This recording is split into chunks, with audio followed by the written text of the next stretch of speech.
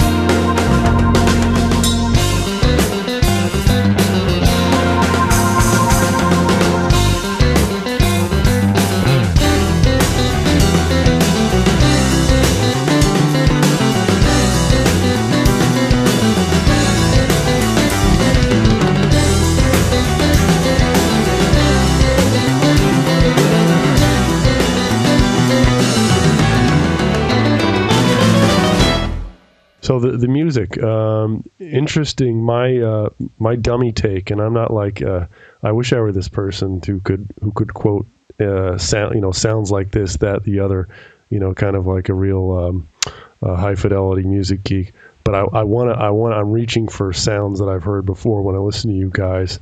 Your keyboards are really dominant. Not dominant. It's just they're not subservient like they are in most prog rock, which maybe calls it out. But what are your influences? I know I hear like kind of this one of these tunes I listened to on MySpace. I forget the name of it.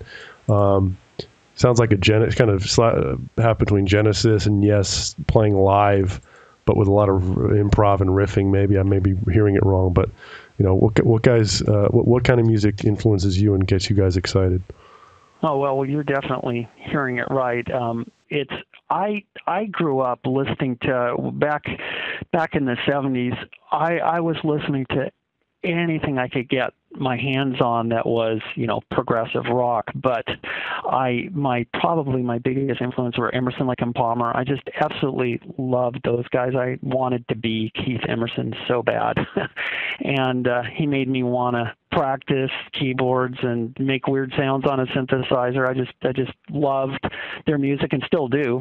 And probably a real close second to that for me was Genesis. I was just completely enamored by The Lamb Lies Down on Broadway and Foxtrot, and so those were my two real big influences. But I also really sought out any other bands where the keyboards were really dominant. I love Triumvirate, and so those were my biggest influences. A lot of Yes, love that band, but in the band as a whole, the guys in the band are, they all have a lot of different influences.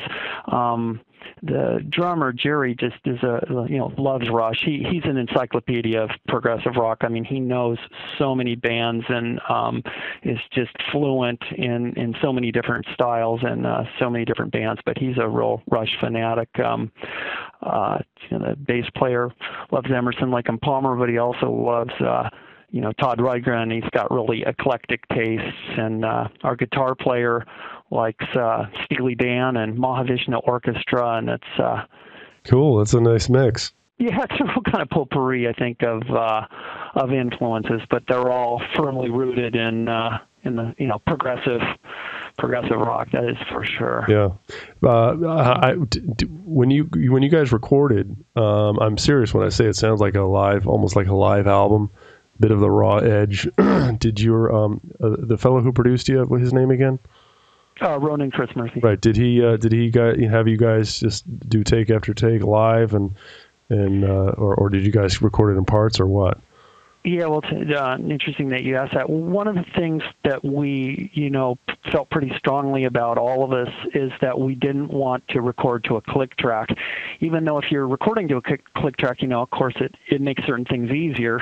Yeah. But we just didn't want that sound. So we just did these takes live in Ronan's studio, and we did, they're long songs, and we had a limited amount of time, so we couldn't do too many takes. Yeah. But we did them a few times, and took the best pickings from what we did, and then we came back and overdubbed a few parts, and John did the vocals. He re-recorded the vocals. But one thing we also didn't want was a ton of overdubs and a sound that we couldn't recreate live. So, I mean, when you hear that, when we play live, we sound, it's all the parts are there. It's not like, oh, well, we can't do that because that was an overdub. I mean, it's, we pretty much can pull off the whole thing live, which is really satisfying because, some people listen to the record and go, wow, do you guys really play all that live? And it's like, yeah, we do. And that's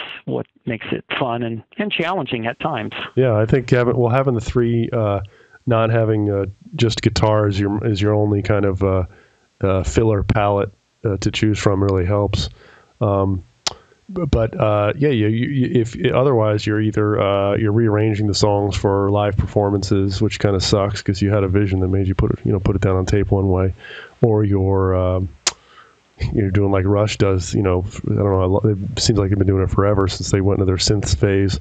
where they have like triggers up the wazoo, and sometimes they even have a keyboard player, backstage, filling in parts to try to recreate the studio song.